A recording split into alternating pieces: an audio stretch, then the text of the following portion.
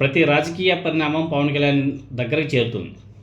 దీనికి సంబంధించి జనసేన పార్టీ శ్రేణులు సంతోషించాలి ఒక విధంగా చెప్పాలంటే.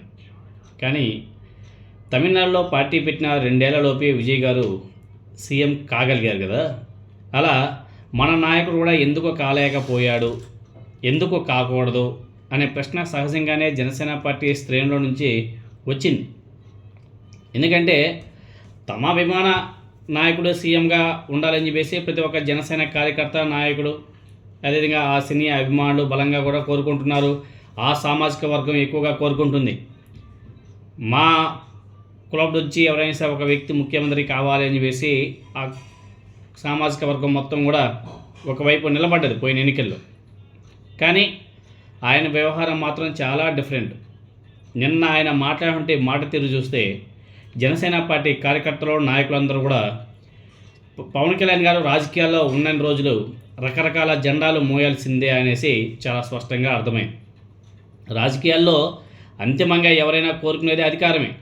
చేతిలో అధికారం ఉంటేనే అనుకున్న మార్పుల్ని, అనుకున్న డ్రీమ్స్ని నెరవేర్చే అవకాశం కూడా ఉంటుంది. అధికారమే లేకపోతే ఆశయాల మాటలకే పరిమితం అవుతాయి. సో పవన్ కళ్యాణ్ గారి మాటల్లో ఆశయం, నేతల్లో ఆచరణ ఉండదు. పవన్ కళ్యాణ్ గారి యొక్క మాటల్లో ఆశయం, అదేవిధంగా చేతలు ఎక్కడ కానీ కనిపించట్లే. ఇది ఆయన రాజకీయ ఎదుగుదలకు అడ్డంకిగా మారిపోయింది. ఎక్కడైనా శ్రమకు తగ్గ ఫలితం ఉంటుంది. పని చేయకుండానే ఫలితం కోరుకుంటే అది ప్రయోజనం ఉండదు. అది తాత్కాలికమైనటువంటి ప్రయోజనమే తప్ప పర్మనెంట్ ప్రయోజనం కాదు. తాజాగా తమిళనాడులో విజయ్ గారు సాధించినటువంటి విజయం ఏదైతే ఉందో ఆ విజయంతో పోల్చడం మీద పవన్ కళ్యాణ్ గారు పాపం తీవ్ర అసహనం కూడా వ్యక్తం చేశారు. ఊర్లో పెళ్ళికి ఏంటి హడావిడి అని చెప్పేసి తనను కూడా విజయ్లా రాజకీయం చేయాలని కోరుకునే వారికి వాళ్ళందరినీ కూడా కుక్కల పేరు చెప్పకుండానే వాటితో పోల్చడం జరిగింది. అలా మాట్లాడిన వెంటనే ఎదురుగా ఉన్నటువంటి వాళ్ళంతా కూడా చప్పట్లు కొడుతున్నారు. నిజంగానే ఆ వీడియో చూసిన తర్వాత ఎంత అమాయకులరా బాబు జన సైనికులు. పవన్ కళ్యాణ్ గారు ఏది చెప్తే వాటికి చప్పట్లు కొట్టడమే తప్ప ఆయన ఏం మాట్లాడుతున్నాడో అవి మాత్రం ఎదరికి ఎక్కించుకోరు. ఆయన మిమ్మల్ని తిడుతున్నాడు బాబు. అయినా కానీ మిమ్మల్ని తిడుతున్నా కానీ మీరు చప్పట్లు కొడుతున్నారంటే మీరు ఎంత ఇదిలో ఉన్నారో మీరు ఇంకా అర్థం చేసుకోవచ్చు మిమ్మల్ని. అదేవిధంగా తమిళనాడు, ఆంధ్రప్రదేశ్ రాజకీయాలకు వ్యత్యాసం ఉందని చెప్పేసి పవన్ కళ్యాణ్ గారు మాట్లాడడం జరిగింది. 2019లో సొంతంగా పోటీ చేసినప్పుడు ఎందుకు గెలిపించలేదని చెప్పేసి ఆయన ప్రశ్నిస్తున్నాడు. అప్పుడు తాను నిలిచిన 2 చోట్ల కూడా ఓడించారు కదా అని చెప్పేసి కూడా ఆయన మాట్లాడుతుంటే ఎదుర్కొన్న వాళ్ళు చప్పట్లు కొడతారు. అదేవిధంగా తనకు అధికారం ఇవ్వని ప్రజలదే తప్పు అన్నట్టుగా ఆయన మాట్లాడుతున్నాడు. మూడో ప్రత్యామ్నాయ శక్తిగా ప్రజల కోసం తానేం చేశారో, ప్రజలు ఎందుకు ఆదరించలేదో ఆయన ఒకసారి ఆత్మ పరిశోధన చేసుకోవాలి.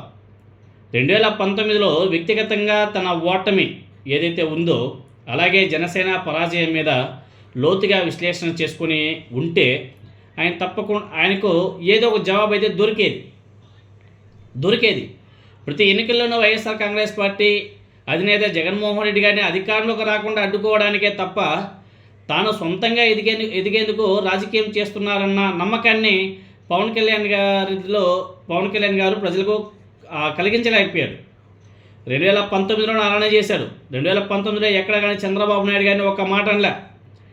మాట్లాడితే చాలు జగన్ అధికారంలోకి తీసుకురామే అంటాడు తప్ప అప్పటి వరకు ఉన్నటువంటి అధికార పార్టీని మాత్రం ప్రశ్నించడంలే. చంద్రబాబు నాయుడు గారిని తూతూ మంత్రంగా ఏదో ఒక మాట అంటాడు అంతే. ఇప్పటికీ అదే ధోరణి. 2014లో జనసేన పార్టీని స్థాపించినటువంటి పవన్ కళ్యాణ్ గారు తెలుగుదేశం పార్టీ, బీజేపీ కూటమికి బేషరతుగా మద్దతు ఇచ్చాడు. కూటమి గెలుపు కోసం విస్తృతంగా ప్రచారం చేశారు. కూటమి అధికారంలోకి వచ్చింది. ఆ తర్వాత 2019 ఎన్నికల నాటికి కూటమి నుంచి విడిపోయి వామపక్షాలు, బీఎస్పీతో కలిసి పొత్తు కుదుర్చుకున్నాడు. అప్పుడు కూడా ప్రభుత్వ వ్యతిరేక ఓట్లు చీల్చి తెలుగుదేశం పార్టీని అధికారంలోకి తీసుకొచ్చేందుకే పవన్ కళ్యాణ్ రాజకీయ నాటకాలు ఆడాడు అనేసి ప్రజలందరూ కూడా తెలుసు. అందుకే 2 చోట్ల ప్రజలు ఓడించారు. ఎందుకంటే ఇదంతా కూడా చంద్రబాబు నాయుడు గారి కనుసన్నలు నడుస్తున్న రాజకీయం. మరోవైపు 2019 ఎన్నికల్లో తాడో పేడో తేల్చుకునేందుకు వైఎస్ జగన్మోహన్ రెడ్డి గారు నేరుగా ప్రజల్లోకి వెళ్ళిపోయాడు. సుదీర్ఘ పాదయాత్ర చేశాడు.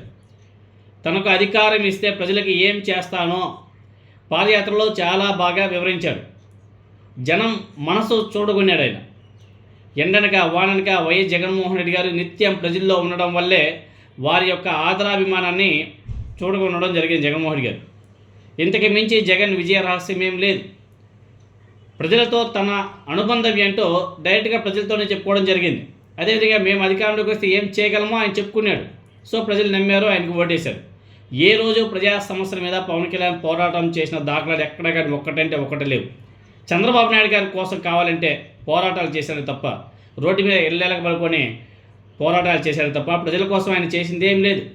నిజానికి ఎవరికీ లేని సానుకూలత పవన్ కళ్యాణ్ గారికి ఉంది. సామాజిక వర్గంగా ఆయనకు కులబలం కూడా చాలా స్ట్రాంగ్గా ఉంది. నిజంగా పవన్ కళ్యాణ్ అధికారంలోకి రావాలని, ప్రత్యామ్నాయ శక్తిగా అవతరించాలనే బలమైన సంకల్పంతో పవన్ కళ్యాణ్ గారు రాజకీయం చేసి ఉంటే ప్రజాదరణ దక్కేది ఈ రోజుకి. తన మీద ప్రజల్లో విశ్వాసం కలిగించే ఏ పని కూడా చేయకుండా తనను ఆదరించలేదు అనేసి అనడం చాలా అన్యాయం. తమిళనాడులో విజయ్ గారు పార్టీ పెట్టిన క్షణం నుంచి ప్రత్యామ్నాయ శక్తిగా ప్రజలకు చూపే ప్రయత్నం చేశాడు. ఇటు అధికార పక్షాన్ని అటు ప్రతిపక్షాన్ని ఏకి పారేశాడు. రాజకీయ పార్టీ పెట్టడానికి దారి తీసిన పరిస్థితుల్ని ఆయన బాగా వివరించడంతో పాటు అధికారం ఇస్తే ఏం చేస్తానో కూడా చాలా బాగా వివరించారు. అందుకే అన్ని వర్గాల ప్రజలు, ఒక కులం కాదు, ఒక మతం కాదు, అన్ని వర్గాల ప్రజలు ఆయన్ను హక్కున చేర్చుకున్నారు. ఆంధ్రప్రదేశ్లో మాదిరిగానే ఏఐడిఎంకేను అధికారంలోకి తీసుకురావాలని చెప్పేసి విజయ్ గారు భావించి ఉంటే ఏపీలో తనకు పట్టినటువంటి గతే తమిళనాడులో విజయ్ గారికి కూడా పట్టేదని పవన్ కళ్యాణ్ ఇప్పటికైనా తెలుసుకుంటే చాలా బాగుండేది.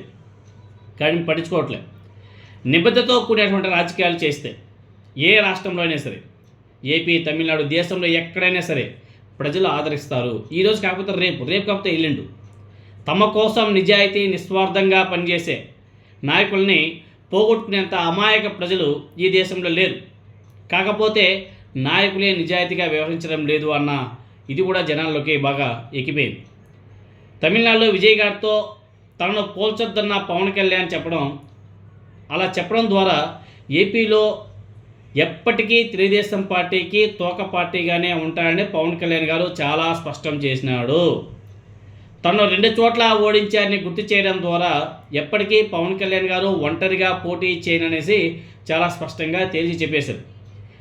దీనంతటి కారణం ఒకటే. ఏంటది? వైఎస్ జగన్మోహన్ రెడ్డి గారు అంటే పవన్ కళ్యాణ్కి విపరీతమైనటువంటి భయం. ఒంటరిగా పోటీ చేస్తే కనీసం తాను కూడా గెలవలేనని గత అనుభవాలు ఆయన్ను పీకడలా వెంటాడుతున్నాయి అన్న పవన్ కళ్యాణ్ గారి స్పీచ్ చూస్తే అర్థమవుతాయి. అయితే పార్టీని మరీ అధ్వానంగా ఉంచుకుంటే చివరికి చంద్రబాబు నాయుడు గారు కూడా పట్టించుకోరనే సంగతి ఆయనకు బాగా తెలుసు.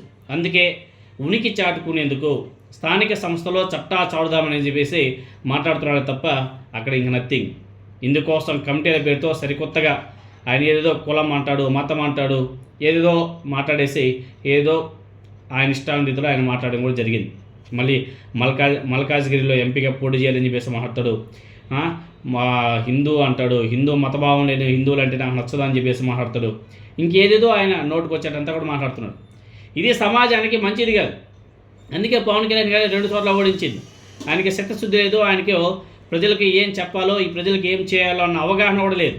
ఇంకా వాళ్ళ కార్యకర్తల పవన్ కళ్యాణ్ గారు ఏ చెప్తే అది వాళ్ళు తిట్టినా చప్పట్లు కొడతారు, వాళ్ళని పొగిడినా చప్పట్లు కొడతారు. అదొక జబ్బు ఇంకా.